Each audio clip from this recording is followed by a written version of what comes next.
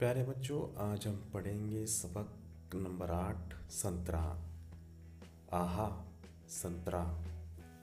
संतरे का नाम सुनते ही मुंह में पानी भर आता है। गर्मी के दिनों में इसका रस पीने से राहत मिलती है। कोई संतरा खाने बैठे तो खाता ही चला जाए। पकने के बाद ये बड़ा खुश रंग दिखाई देता है।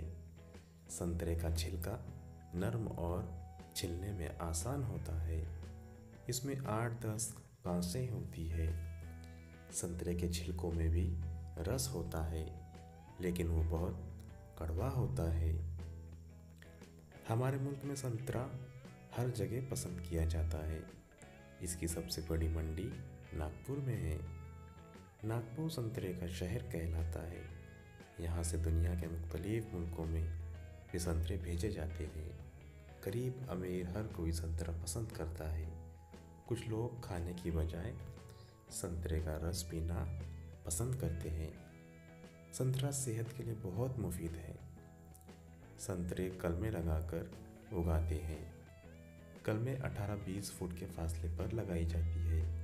ये काम बारिश के दिनों में होता है।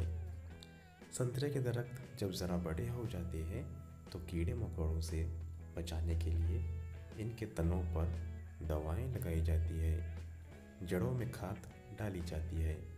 हर दरख्त के गिर्द बड़ी क्यारी बनाते हैं और इसे महीने में 2-3 बार पानी से भर दिया जाता है। 4 साल में दरख्त पर फूल फल लगने शुरू हो जाते हैं। पहले 2-3 फसलों के फल तोड़कर फेंक दिए जाते हैं ताकि दरख्त खूब मजबूत हो जाए और उनमें अच्छे संतरे आने लगे। 5-6 साल में दरख्त खूब घने हो जाते हैं।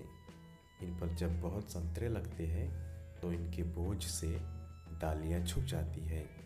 कभी कभी वो टूट भी जाती है। इसलिए बागबान डालियों को बांस का सहारा देते हैं। संतरे के फसल साल में 2 बार फरवरी मार्च और सितंबर अक्टूबर में आती है। हर दरख्त 25-30 साल तक फल देता है।